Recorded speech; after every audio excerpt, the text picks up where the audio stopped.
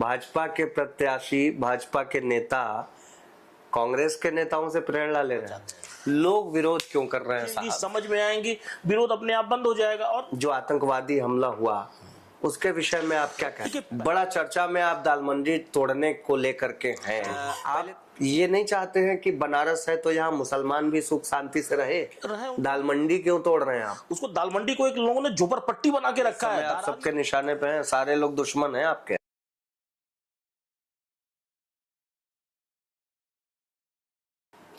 नमस्कार, मैं हूं दमदार बनारसी और मेरे साथ हैं बनारस के वार्ड नंबर 69 आदि विश्वेश्वर के पार्षद जिनका नाम है इंद्रेश सिंह। स्वागत है आपका। जी नमस्कार। अब ये बवालिया पार्षद है, ऐसा मैं नहीं कह रहा, बनारस की जनता कहती है। क्या बवाल काटते हैं आप? देखिए, बवाल ऐसा कुछ है नहीं, क्योंकि हम लोग छात्र राजनीति से आते हैं। अखिल भारतीय विद्यार्थी परिषद से ही हम लोगों ने एक ज्ञानशील एकता का मंत्र लिया और वहाँ से समाज सेवा की शुरुआत की। और जान ही रहे हैं, जब छात्र राजनीति से आएंगे तो थोड़ा बहुत तो कुछ बनता ही है। अपनी चीज़ों को करवाने के लिए, अपनी बातों को मनवाने के लिए कुछ थोड़ा किया जाता है, उसी को लोग बवाल का रूप दे देते हैं। नहीं, ये क्या किया जाता है क्या नहीं ये तो दूर की बात है। बड़ा चर्चा में आप दाल मंडी तोड़ने को लेकर के हैं। पहले तो मैं इस बात के लिए आपको मैं बधाई दे रहा हूं कि आज़ादी की लड़ाई के बाद, स्वतंत्रता के बाद उस वार्ड से पहला कोई भाजपा का प्रत्याशी जीता है। जी। लेकिन लोगों का कहना है कि भाजपा वाले बड़ी चालाकी से परिसीमन इधर उधर करके, वोट इधर उधर करके जबरदस्ती जिताए हैं। क्या इसमें कोई सच्चाई है क्या? ऐसी कोई भी सच्चाई नहीं है कि कोई किसी को इधर उधर करके जिता देगा। और आज जिस प्रकार से सारी चीजें सोशल मीडिया पे हैं, सब कुछ है और एक एक चीज वॉच किया जा रहा है, वहाँ कैसे पॉसिबल है? हाँ, परसीमन जरूर बदला है और उस वार्ड का नाम आदि विश्वेश्वर हुआ। हमको तो ये मानना है कि उस वार्ड का नाम जब आदि विश्वेश्वर हुआ उसी दिन भोलेनाथ ने ही तय कर लिया उनका प्रत्याशी कौन होगा और कौन जीत के आएगा। क्या बात है, ये तो बड़ी अच्छी बात है। क्या आप क्या चाहते हैं? आप ये नहीं चाहते हैं कि बनारस है तो यहाँ मुसलमान भी सुख शांति से रहे? उनको रोका कौन है? कोई कुछ तो उनको बोल नहीं रहा है, वो रह रहे हैं, आराम से रह रहे हैं। दाल मंडी क्यों तोड़ रहे हैं आप? दाल मंडी हम तोड़ कहाँ रहे हैं भाई? किसी चीज का हमको विकास करना है तो कुछ शुरुआत तो करनी पड़ेगी। हम उसको तोड़ कहाँ रहे हैं अभी? मैं लोग तो यही कह रहे हैं कि आप तोड़ रहे हैं। तोड़ने की ऐसी कोई बात ही नहीं है, हमको वहाँ विकास करना है।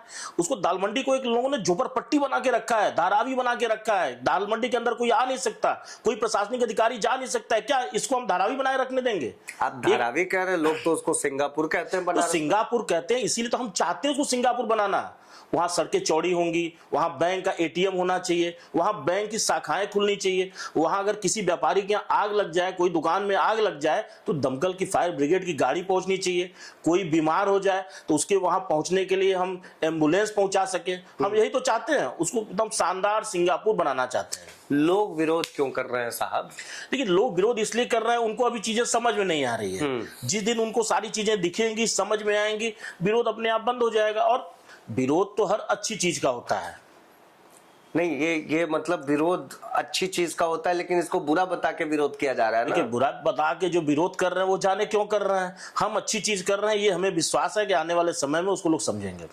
पक्का विश्वास है? 100%। तो अभी तो कुछ लोग कह रहे थे स्टे लग गया, नहीं टूटेगा। ऐसा कुछ नहीं, अभी कोई वहां स्टे हुआ नहीं है। लोग ने याचिका लगाई है। स्टे किस चीज का होता है? या तोड़ने का होता है या फिर उसको किसी बनाने का होता है ना। वहां अभी टूट रहा है ना बन रहा है। अभी कोई सूचना गवर्नमेंट ने जारी नहीं की, कोई नोटिस किसी को मिला नहीं, तो कहां अभी टूट रहा है, बन रहा है, उस पर स्टे हो गया। सोच लीजिए, इस समय आप सबके निशाने पे हैं, सारे लोग दुश्मन हैं आपके। कोई दिक्कत नहीं है, बाबा भोलेनाथ की नगरी है और हम उनके शिष्य हैं। किसी बात का डर नहीं है। जब इस देश में इंदिरा गांधी भी सुरक्षित नहीं है, राजीव गांधी भी सुरक्षित नहीं है, तो हम भी एक अदने से सिपाही हैं, भोलेनाथ के भक्त हैं। जो आएगा उसको देख लिया जाएगा। मतलब भाजपा के प्रत्याशी, भाजपा के नेता कांग्रेस के नेताओं से प्रेरणा ले रहे हैं? नहीं, ये भाजपा के नेता और कांग्रेस से प्रेरणा लेने की बात नहीं है। ये सिक्योरिटी को बताने का हमने एक उदाहरण दिया है। भाई, एक पीएम रहते हुए मारी गई और एक एक्स पीएम होके मारे गए, तो दोनों की सिक्योरिटी का मैंने एक उदाहरण दिया कि जब इतने सिक्योर व्यक्ति के ऊपर हमला हो सकता है, कुछ हो सकता है, तो हम तो अभी कुछ है ही नहीं। तो इसके लिए हमको सोचने की जरूरत नहीं है। हमले की आपने चर्चा कर दी अभी पहलगाम में। जी। जो आतंकवादी हमला हुआ उसके विषय में आप क्या कहते देखिए, पहलगांव में जो घटना घटी है बहुत नृशंस और बहुत हृदय विदारक घटना है, क्योंकि किसी का धर्म पूछ के मारना, पैंट खोल के मारना, ये एक जिहादी मानसिकता का द्योतक है। और जिहादी मानसिकता बताती है कि कितनी घृणित सोच है, इनके मन में कितना घोर इस्लामिक आतंकवाद का बीज बोया गया है। और इसकी हम लोग घोर निंदा करते हैं और बार बार निंदा करते हैं। और हमारे देश के सैनिकों ने इनका जो जवाब दिया है, ये जवाब बहुत शानदार है। और आने वाले समय में हमको लगता है कि इससे भी बड़ा जवाब इनको दिया जाएगा। लेकिन भाई देखिए, हमारे देश के अधिकांश लोग ये मानते हैं और मुझे भी ऐसा लगता है कि आतंकवाद का धर्म से कोई लेना देना विशेष है नहीं। देखिए, आतंकवाद का धर्म से तो कोई लेना देना नहीं है, लेकिन जितने भी आतंकवादी पकड़े जाते हैं वो कहीं ना कहीं एक विशेष धर्म से जुड़े हुए हैं और उनकी प्रेरणा में जिहाद है। तो आतंकवादियों को मारने वाली भी तो मुस्लिम महिला थी। देखिए, आतंकवादियों सोफिया के बारे में क्या कहेंगे? ये सोफिया एक भारत की महिला है और भारत की सच्ची सिपाही है और माँ भारती की बेटी हैं। उनका हम बारंबार सम्मान करते हैं और बारंबार उनको हम प्रणाम करते हैं। ये कैसा सम्मान है कि आप एक तरफ सम्मान करें, दूसरे तरफ आपके पार्टी के नेता उनको जो है आतंकवादियों को बहन बताए? देखिए, कोई क्या कहता है ये हम तो नहीं जानते, क्योंकि हम तो उनको कुछ कह नहीं रहे हैं और पूरा देश उसको मान रहा है। किसी एक व्यक्ति के बोल देने से इस पे कोई फर्क नहीं पड़ने वाला है। वो भारत की बेटी है और उनका सम्मान बहुत ज्यादा है। ये तो मानेंगे ना कि आतंकवाद का धर्म से जोड़ करके देखना या आतंकवाद को धर्म के चश्मे से देखना ठीक नहीं है। देखिए, आतंकवाद को सोफिया भी तो मुस्लिम है। देखिए, अब्दुल कलाम भी मुस्लिम थे, तो अब्दुल कलाम मुस्लिम, उनका तो कोई अपमान कर नहीं रहा है। अब्दुल कलाम ने जो सम्मान हमें दी, हमने उससे पाकिस्तान को मार मार के पस्त कर दिया। बस यही तो, जो अच्छा काम करेगा, जो व्यक्ति इस देश के राष्ट्रवाद को लेके काम करेगा, भारत माता की जय के साथ काम करेगा, उसका हम बारंबार सम्मान करते हैं, उसको सिर माथे लगाते हैं। भाई, इंडोनेशिया मुस्लिम कंट्री है जी, सऊदी अरेबिया मुस्लिम कंट्री है, यूएई मुस्लिम है, ये सब भारत के साथ खड़े आतंकवाद के खिलाफ। तो फिर इस्लामिक आतंकवाद और ये सब समझ में नहीं। इस्लामिक आतंकवाद जो है ये पाकिस्तान और इससे जुड़े हुए लोग जो कन्वर्टेड मुस्लिम हैं, ये इनके द्वारा चलाया जा रहा है। पाकिस्तान के दो लोग कन्वर्टेड मुस्लिम है, ये तो हिंदू थे, सारे हिंदुस्तान में से जुड़े हुए लोग थे, हिंदू थे। इन्होंने अब इनके मूल में जाएंगे तो आज भी कहीं ना कहीं ये किसी न किसी हिंदू परिवार से जुड़े हुए पाए जाएंगे, किसी न किसी जात से जुड़े हुए पाए जाएंगे। ये इस्लाम के प्रभाव में आकर के, डर के, जोर जबरदस्ती से, चाहे किसी भी प्रलोभन में आके इन लोगों ने अपना धर्म छोड़ा। और कहते हैं ना कि नया मुल्ला प्याज ज्यादा खाता है। ये मूल है नहीं, ये मूल नहीं है। तो अपने को दिखाने के लिए, अपने को ये दिखाने के लिए कि हम बहुत कट्टर हैं, बहुत ज्यादा वो है, इसलिए अपना इस्लाम आतंकवाद का ये ढोंग रच रहा है। तो ये जब कन्वर्टेड है तो आप इनको समझाते क्यों नहीं, या आपके लोग क्यों नहीं समझाते हैं कि फिर वापस आ जाए? कि समझाने का बहुत प्रयास किया गया और कहते हैं ना कि कुत्ते की दुम कभी सीधी होती नहीं। ये वास्तव में कुत्ते की दुम है, इनको कोई सीधा कर नहीं सकता। ये मुस्लिमों के लिए आप बोल रहे हैं? ये हम मुस्लिमों के लिए नहीं बोल रहे हैं, ये उन आतंकवादियों के लिए बोल रहे हैं जो अपने को आज भी उसी 15वीं 14वीं सदी में ले जाना चाहते हैं, जो जानते हैं कि आज 21वीं सदी इसके हिसाब से हमको रहना चाहिए, वो ये सोच नहीं पा रहे हैं।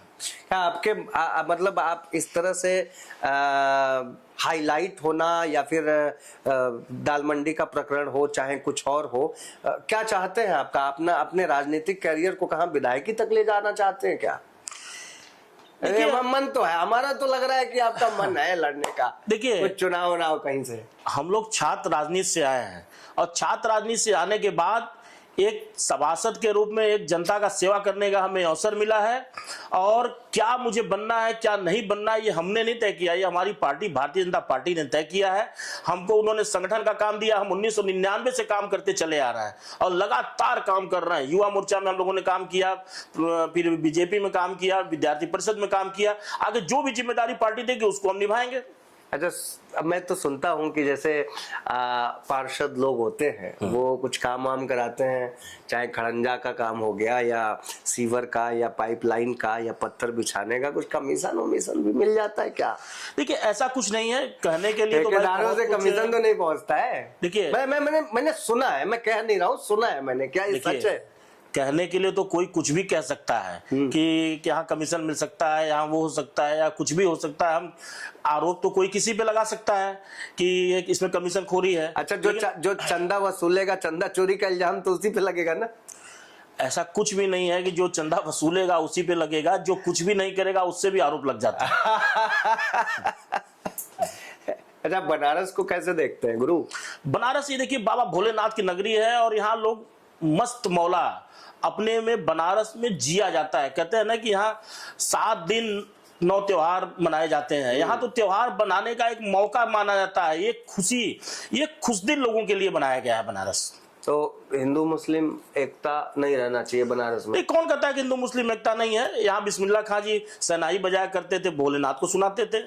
हम भी कहते हैं कि हम उनका सम्मान करते हैं और हम तो आने वाले समय में प्रस्ताव भी करने वाले हैं कि बिस्मिल्लाह खां जी हमारे वार्ड के ही रहने वाले हैं और वो भारत रत्न की उनको उपाधि मिली, हम तो उनके मोहल्ले का नाम बिस्मिल्लाह खां के नाम पे रखने वाले हैं। उनका मोहल्ला भी टूट रहा है क्या?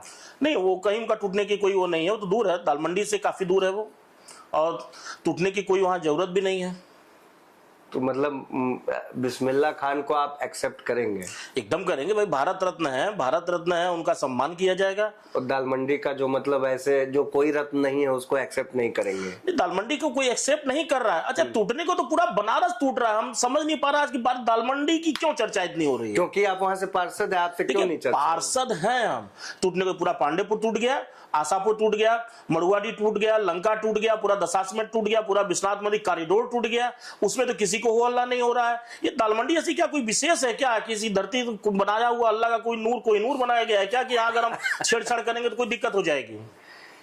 पता नहीं, लोग तो ऐसे खिलाफत कर रहे हैं बहुत ज्यादा। मैं तो लोगों की ही बात कर रहा हूँ। ऐसा कुछ भी नहीं है, हम उसको एक विकास की नजर से देखते हैं। और दालमंडी केवल दालमंडी नहीं है, आप बनारस को देखिए। बनारस में जब विश्वनाथ जी के दर्शन के लिए आते हैं, जब कोई वीआईपी मूवमेंट होता है या कोई बड़ा पर्व त्योहार आता है तो पूरा बनारस पैक हो जाता है। हम एक अल्टरनेट रास्ता उपलब्ध कराना चाहते हैं काशी की जनता के लिए, और ये हम नहीं उपलब्ध करा रहे हैं, ये योगी आदित्यनाथ जी उपलब्ध करा रहे हैं, जो इस उत्तर प्रदेश के सर्वाधिक मजबूत मुख्यमंत्री हैं, सर्वाधिक लोकप्रिय मुख्यमंत्री हैं, और आदरणीय विधायक डॉक्टर नीलकंठ तिवारी जी जो शहर दक्षिणी के विधायक हैं, ये वो सब इसको उपलब्ध कराना चाहते हैं और काशी के विकास के लिए उपलब्ध कराना चाहते हैं। कभी जो मोदी जी से मिलना हुआ है आपका? हाँ, मोदी से मिलना हुआ है, उनका हमने स्वागत किया, उसका उनको स्वागत करने का हमें अवसर भी मिला और उनके साथ भोजन करने का भी सौभाग्य प्राप्त हुआ है। मतलब ये है कि आपने पूरा जो है चौबगला सेटिंग शुरू कर दिया है, पार्टी का टिकट मिल के रहेगा आपको। देखिए, कहीं ना कहीं से तो जरूर आप चुनाव लड़ेंगे। हम लोग भारतीय जनता पार्टी के सिपाही हैं, और जब हमने विद्यार्थी परिषद में काम शुरू किया तो ज्ञानशील एकता और देश हमें देता है सब कुछ, हम भी तो कुछ देना सीखे, इसको सोच के हमने शुरू किया। तो आप बड़ी वाक्पटुता से आप हर बात का जवाब देते जा रहे हैं, बड़ी अच्छी बात है। अभी हाल फिलहाल में एक बीजेपी के बड़े अच्छे नेता वायरल हुए हैं जी, बलिया से जी, आपके सामने भी वीडियो आया होगा जी, तो उस पर कोई प्रतिक्रिया है क्या? वो तो कह रहे थे कि हमें विपक्ष वालों की साजिश का शिकार बना हूं मैं, मेरा वीडियो वायरल किया गया है जानबूझ के। देखिए भाई, कोई किसी व्यक्ति का कोई व्यक्तिगत जीवन है, नेता मतलब डांस नहीं कर सकता इसमें देखिए, नेता डांस कर सकता है या क्या नहीं कर सकता, किसी व्यक्ति की व्यक्तिगत चीजें हैं, उसको हम पार्टी से जोड़ के नहीं देख सकते।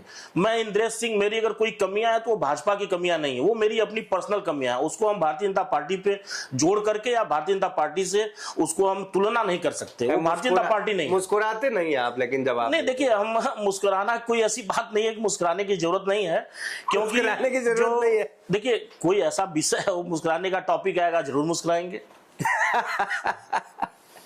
नहीं, ये अच्छी। कितने वोटर हैं आपके क्षेत्र में? लगभग 22,000। वोट कितना मिला था हमको? 2800 के आसपास। 250, मतलब कह सकते हैं कि मुसलमानों का वोट कम ही मिला आपको, न के बराबर। हाँ, मान सकते हैं, है ना? ओ, ऐसा तो नहीं है ना कि इसका खुन्नस निकाल रहे हो? नहीं नहीं, इसका कोई खुन्नस नहीं है। अगर इसका खुन्नस होता तो उनके लिए हम अस्पताल क्यों बनवाते? अस्पताल कहाँ बनाया आपने? उन्हें कसाई बाड़े पे। कसाईवाड़ा जो जहाँ पे बूचड़खाना था। जी हाँ, जो बूचड़खाना था, जहाँ पशुओं का वध किया जाता था, उनका खून बहाया जाता था, निर्दोष पशुओं को मारा जाता था, और जिसकी वजह से वो आसपास काफी गंदगी हुआ करती थी। ये पत्थर गलिया चामामा मोहल्ला है, पत्थर गलिया उसको बोलते हैं। वहां अपने आदरणीय विधायक डॉक्टर नीलकंठ तिवारी जी की निधि से नगर निगम की जमीन थी, उस पर अवैध कब्जा था, और योगी जी का जो सपना है कि उत्तर प्रदेश में कोई अवैध बूचड़खाने नहीं चलेंगे, उसी को हम लोगों ने साकार करने का प्रयास किया, और वहां प्राथमिक स्वास्थ्य केंद्र बन के तैयार हो चुका है। अच्छा? बहुत जल्द उद्घाटन होने वाला है। क्या बात है, ये तो बड़ी अच्छी बात है। ये बहुत मतलब ये घूम फिर के, चूंकि आपका क्षेत्र भी है, और ये अच्छा एक बात बताइए जी, सच में AK-47 है क्या दाल मंडी में? देखिए भाई, आपके ही दोस्त एक बता रहे थे, और ऑन कैमरा बताया उन्होंने, आपका नाम लेके बताया। हाँ, हमारा नाम लेके बताया, अपने सुधीर भैया ने बताया। भाई देखिए, वो तो वही बता सकते हैं, क्योंकि उन्होंने बताया है कि AK-47 है या नहीं है। लेकिन ये आप मानिए कि दाल मंडी में कई ऐसी चीजें पहले हुआ करती थीं, जब समाजवादी पार्टी की सरकार हुआ करती थी। अच्छा। तो इस प्रकार के अपराधियों का एक वो गढ़ हुआ करता था। मतलब दाल मंडी अपराधियों का गढ़ है, हुआ करता था। अच्छा। अब योगी आदित्यनाथ जी की सरकार आने के बाद सारी चीजें बदली हैं। गुंडे क्षेत्र छोड़ के, एरिया छोड़ के भाग रहे हैं। गुंडे भाग रहे हैं, मतलब आप भगा रहे हैं उनको? नहीं, हम नहीं भगा रहे हैं। वो अपने योगी आदित्यनाथ जी का जो कहना है ना कि गुंडों के लिए दो जगह है, या सुधर जाओ नहीं कब्र में जाओ। सारे लोगों में चर्चा है कि आप दाल मंडी तोड़वाएंगे, चौड़ीकरण होगा, दुकानदार सब दुकान खाली करेंगे, मुआवजा किसी को नहीं मिलेगा, क्या ऐसा सच है? बिना मुआवजा के तोड़ेंगे क्या आप? अरे भाई, हम कोई अलग से तो योजना ला नहीं रहे हैं। अतिक्रमण का मुआवजा किसी को नहीं दिया जाता है, और हमको लगता है कि अतिक्रमण का मुआवजा देना भी नहीं चाहिए। अतिक्रमण आज पता चला है, पहले अतिक्रमण नहीं था क्या? पहले भी अतिक्रमण था। हाँ, तो लेकिन पहले क्या होता था कि वहां अतिक्रमण की कार्रवाई हो नहीं पाती थी। कैसे का मतलब ये कौन सी बात है? लोगों के पास उनका दुकान है, कितने सालों से चला रहे हैं, वो आपको बाद में पता चला कि ये अतिक्रमण करके दुकान बनाया हमको नहीं पता चला। ये सबको पता था, नगर निगम को पता था, वीडीओ को पता था, PWD के लोगों को पता था कि अतिक्रमण है। लेकिन पहले वहां हिम्मत नहीं कर पाती थी, क्योंकि जो पहले सरकारें हुआ करती थी उसको प्रश्रय देती थी, वो तुष्टीकरण की राजनीति किया करती थी। अब योगी आदित्यनाथ जी की सरकार है, इनकी सरकार में कहीं कोई अतिक्रमण अवैध बर्दाश्त नहीं किया जाएगा, और जो चीजें सबके हित में होंगी, पब्लिक के हित में होंगी, उसको जरूर किया जाएगा। मतलब अतिक्रमण है वहां, अतिक्रमण है, मुआवजा नहीं दिया जाएगा। देखिए, अतिक्रमण का मुआवजा नहीं दिया जाएगा। जिसकी जो जेन्युइन जमीन होगी, जो उसका मालिक होगा, उसको जरूर मुआवजा दिया जाएगा। क्योंकि जो अधिग्रहण का रूल बनाया गया है, जो पूरे उत्तर प्रदेश का, पूरे भारत में माना जाता है, अधिग्रहण की कार्रवाई होगी, सरकार कोई प्रॉपर्टी अधिग्रहण करेगी तो जो उसका रूल है, ग्रामीण का अगर 3 गुना 4 गुना है, शहर के अगर लेते हैं सर्किल रेट का 2 गुना जरूर दिया जाएगा। वो तो देना ही है। बिना अधिग्रहण में बिना मुआवजा दिए कोई तोड़ने की कार्रवाई नहीं की जाएगी। लोग कह रहे थे मुआवजा नहीं देंगे, मतलब भ्रांतियां ये अफवाह फैलाया जा रहा है कुछ लोगों के द्वारा कि कुछ ऐसी चीजें हैं कि जो वहां से चीजें निकल के बाहर न जाए। किसी चीज को कहते हैं ना कि छिपा के रखी गई कुछ तो चीज ऐसी होगी जो बाहर में नहीं आनी चाहती, लोग नहीं चाहते वो बाहर आए, पर्दाफाश हो उसका। इसको बस बताने के लिए कि कोई गलत चीज है जो बाहर ना आ जाए, इसके लिए भ्रांति फैलाई जा रही है कि अतिक्रमण का तोड़ने का मुआवजा नहीं दिया जाएगा। ये तो अच्छी बात है, अगर मुआवजा किसी को मिलता है तो मुआवजा मिलना ही है। गवर्नमेंट अभी कहाँ नोटिफिकेशन जारी कहाँ हुआ, अभी ना अधिग्रहण की कोई कार्रवाई शुरू हुई, ना किसी को नोटिस दिया गया। जब तक नोटिस नहीं दिया जाएगा, हम अधिग्रहण उनका कर नहीं रहा, तो उनको मुआवजा किसको देंगे? बिना मतलब के हो हल्ला मुआवजा हम देंगे किसको? फिर हो हल्ला क्यों ये मच रहा है? हो हल्ला नहीं हो रहा है, वो कुछ लोग अपने को मुस्लिम के बड़े नेता, बड़े रहनुमा बनने के लिए, मुसलमानों के लिए ऐसा कर रहे हैं, जबकि दाल मंडी केवल मुसलमानों की नहीं है। दाल मंडी में हिंदुओं की भी दुकान है। अगर दाल मंडी का विकास हो रहा है या अगर विस्तारीकरण किया जाएगा तो उसमें हिंदुओं की भी दुकान जद में आ रही है। कौन कर रहा है कि मुसलमानों को वहां खदेड़ा जा रहा है? उसमें तो हिंदुओं का भी तमाम वीडियो मेरे सामने से गुजरा, वो भी तो कह रहे हैं कि मत तोड़ा जाए। देखिए भाई, जो जमीन कब्जा करके रह रहा है वो तो चाहेगा ही कि हमारा कब्जा बेदखल न किया जाए। लेकिन अगर देश के, प्रदेश के, शहर के विकास के लिए कोई चीज है तो निश्चित रूप से कुछ न कुछ तो होगा ही, कुछ नुकसान होगा, लेकिन आने वाले समय में उसका फायदा उस क्षेत्र की जनता को मिलेगा। ठीक बात है। चलिए अलग से कुछ सवाल करते हैं। बनारस की लोकल राजनीति में आप अपने आप को कहाँ देखते हैं? इंद्रेश सिंह इस जगह पे हैं, कहाँ है वो जगह, क्या है? देखिए, हम भारतीय जनता पार्टी के वार्ड 69 के पार्षद हैं। हाँ। और 12,000 वोटरों की जिम्मेदारी हमारे ऊपर है। हाँ। उनका विकास, वोट लेकिन 250 दिए हैं। देखिए 250 नहीं दिए हैं, 2,500 मान लीजिए दिए हैं। तो जो 2,500 वोट पड़ेगा उसके परसेंटेज के आधार पे तो वोट मिलेगा। 8,000 9,000 वोट पोल हुआ, उसमें 10-15 कैंडिडेट थे, तो उस कैंडिडेट के हिसाब से जो मिलना मिलेगा। लेकिन हम नेता पूरे वार्ड के हैं, पार्षद सबके हैं, और सबके विकास के लिए जो मोदी जी का मंत्र है, सबका साथ सबका विकास, उसके मंत्र को लेकर हम काम कर रहे हैं और सबके विकास के लिए ही काम कर रहे हैं। अच्छा ये बताइए कि दशाश्वमेध गदौलिया के लोगों का अगर विकास हो रहा है, वहां रात में 10 बजे 11 बजे ठेला लगाकर, खुमचा लगा करके कोई इडली वाला डोसा वाला कमा सकता है, तो क्या हमारे दाल मंडी वाला भाई क्यों नहीं कमा सकता? आपने अभी तक मेरा जवाब नहीं दिया। एक प्रश्न मैंने पूछा था, सच बताइए, कमीशन मिलता है कि नहीं मिलता है? देखिए, कमीशन किस चीज का मिलेगा और क्यों मिलेगा? कमीशन मिलेगा क्यों और किस चीज का मिलेगा, ये तो मुझे आज तक समझ में नहीं आया। मिलेगा क्यों मिलेगा? मैं तो बस ऐसे ही मजाकिया लहजे में बात कर रहा हूँ, कोई मतलब इसीलिए मैंने आपको एकदम उसी के सहज रूप में मैंने बताया। कमीशन की कार्रवाई, लेना देना, ये सब समाजवादी पार्टी की सरकार में हुआ करता था, पूर्व की सरकारों में होता था। बर्थडे के समय किसी को चांदी का, किसी को सोने का मुकुट पहना दिया जाता था। ये योगी आदित्यनाथ जी की सरकार है। अच्छा, ये वार्ड नंबर 47 बिरदोपुर है, वहां के पार्षद ने एक पार्क है गिरिनगर शंकरपुरी पार्क, उस पर अवैध ताला मार के रखा हुआ है। कब्जा करके सुनिएगा, आपने भी किसी पार्क वार्ड में ताला वाला मारा है क्या? देखिए, हमारे यहाँ तो एक ऐसा पार्क है, बेनिया पार्क, चितरंजन पार्क है, जिसको कहते हैं ना चितरंजन पार्क। वहां कभी इस प्रकार के कुछ लोगों का अड्डा हुआ करता था, कब्जा हुआ करता था। लेकिन हमारे लोकप्रिय विधायक डॉक्टर नीलकंठ तिवारी जी ने उस सारे अड्डों को बंद करा के सुंदर शानदार पार्क दिया है, और आज वहां लोग पिकनिक मनाने जाते हैं और बहुत बड़ी संख्या में जाते हैं। वो हमारे पार्क के संदर्भ में कुछ कहना है? देखिए, आपके पार्क के विषय में इसलिए नहीं कुछ कहने का कोई मतलब नहीं है, क्योंकि हमको भी वहां के विषय में कोई जानकारी नहीं है। जानकारी तो बहुत है आपको, बस बोलना नहीं चाहते हैं कि आप खुद सक्षम हैं। आपकी एक आवाज पे कुछ भी हो सकता है। अच्छा, मुझे ये बताइए, क्या चाहते हैं आप फ्यूचर में, क्या चाहते हैं पॉलिटिक्स में?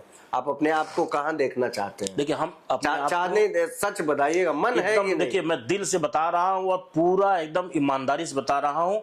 मैं सिर्फ और सिर्फ, मेरी एक तमन्ना है कि जब भी मैं जहां भी रहूं, एक भारतीय जनता पार्टी के एक सच्चे सिपाही के रूप में मुझे याद किया जाए। पार्टी जो भी जिम्मेदारी देगी, उस जिम्मेदारी का बखूबी पालन करूं, और जब तक यह जीवन रहे, भारतीय जनता पार्टी के झंडे के तले रहूं, इस देश के तिरंगे के तले रहूं।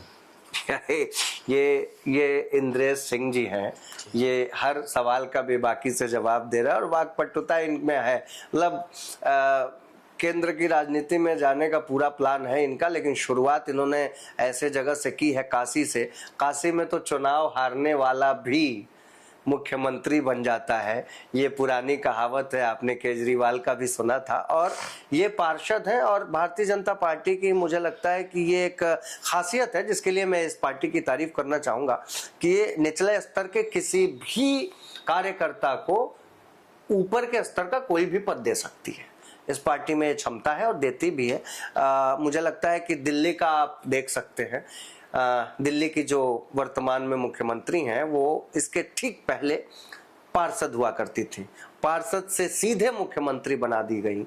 ये तो भाई बड़ी बात है। तो मुझे लगता है कि इंद्रेश जी भी पार्षद से मुख्यमंत्री बनने तक का सफर तय करेंगे। ये सपना ये भी देख सकते हैं, इनका हक है भाई। बहुत बहुत धन्यवाद जी, नमस्कार। बात है।